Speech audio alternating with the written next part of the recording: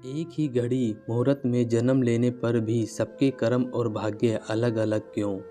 एक बार एक राजा ने विद्वान ज्योतिषियों की सभा बुलाकर प्रश्न किया। मेरी जन्म पत्रिका के अनुसार मेरा राजा बनने का योग था।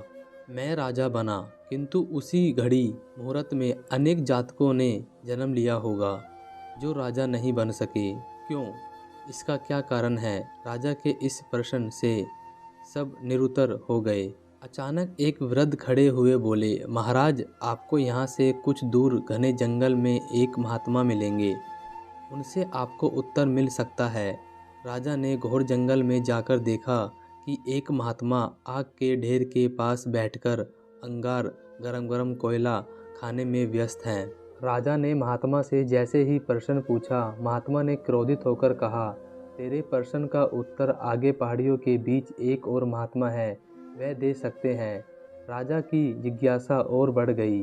पहाड़ी मार्ग पार कर बड़ी कठिनाइयों से राजा दूसरे महात्मा के पास पहुंचा। राजा हक्का बक्का रह गया। दृश्य ही कुछ ऐसा था। वह महात्मा अपना ही मांस चिमटे से नोच नोच कर खा रहे थे। राजा को महात्मा ने भी डांटते हुए कहा, मैं भूख से बेचैन हूँ, मेरे पास समय नहीं है। आगे आदिवासी गांव में एक बालक जन्म लेने वाला है जो कुछ ही देर तक जिंदा रहेगा। वह बालक तेरे प्रश्न का उत्तर दे सकता है। राजा बड़ा बेचैन हुआ।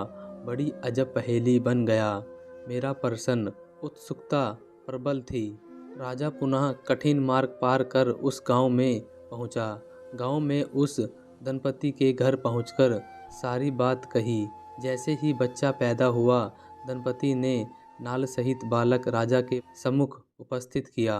राजा को देखते ही बालक हंसते हुए बोलने लगा, राजन, मेरे पास भी समय नहीं है, किंतु अपना उत्तर सुन लो। तुम, मैं और दोनों महात्मा 7 जन्म पहले चारों भाई राजकुमार थे। एक बार शिकार खेलते खेलते हम जंगल में 3 दिन तक भूखे प्यासे भटकते रहे। अचानक हम चारों भाइयों को आटे की एक पोटली मिली। हमने उसकी 4 बाटी सेकी।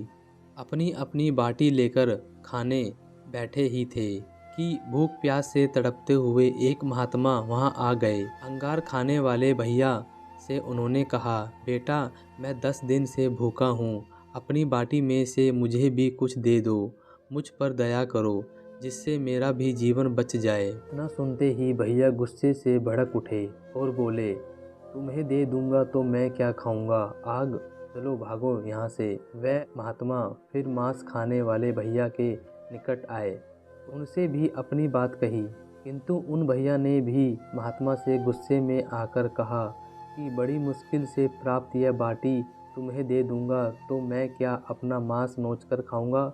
भूख से लाचार वह महात्मा मेरे पास भी आए, मुझसे भी बाटी मांगी, किंतु मैंने भी भूख में धैर्य खोकर कह दिया कि चलो आगे बढ़ो, मैं क्या भूखा मरूं। अंतिम आशा लिए वो महात्मा, है राजन, आपके पास भी आए, दया की याचना की। दया करते हुए खुशी से आपने अपनी बाटी में से आधी बाटी आदर सहित उन महात्मा को दे दी। बाटी पाकर महात्मा बड़े खुश हुए और बोले, तुम्हारा भविष्य तुम्हारे कर्म और व्यवहार से फैलेगा। बालक ने कहा, इस प्रकार उस घटना के आधार पर हम अपना अपना भोग रहे हैं और वो बालक मर गया। धरती पर एक समय में अनेकों फल फूल खिलते हैं, किंतु सबके रूप, गुण, आकार, प्रकार, स्वाद भिन्न होते हैं। राजा ने माना कि शस्त्र भी 3 प्रकार के हैं, ज्योतिषी शस्त्र, कर्तव्य शस्त्र और व्यवहार शस्त्र।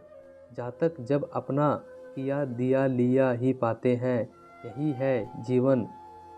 गलत पासवर्ड से एक छोटा सा मोबाइल नहीं खुलता, तो सोचिए गलत कर्मों से जन्नत के दरवाजे कैसे खुलेंगे। क्यों दोस्तों, क्या कहना है आपका इस कहानी के बारे में? कमेंट करके हमें ज़रूर बताएं। वीडियो को लाइक कर दीजिए और चैनल को सब्सक्राइब करके घंटी को दबाकर ऑल पर सेट कर लीजिए, ताकि आने वाली वीडियो आपको तुरंत मिले। मुझे दीजिए अगली वीडियो तक इजाज़त, तब तक के लिए धन्यवाद।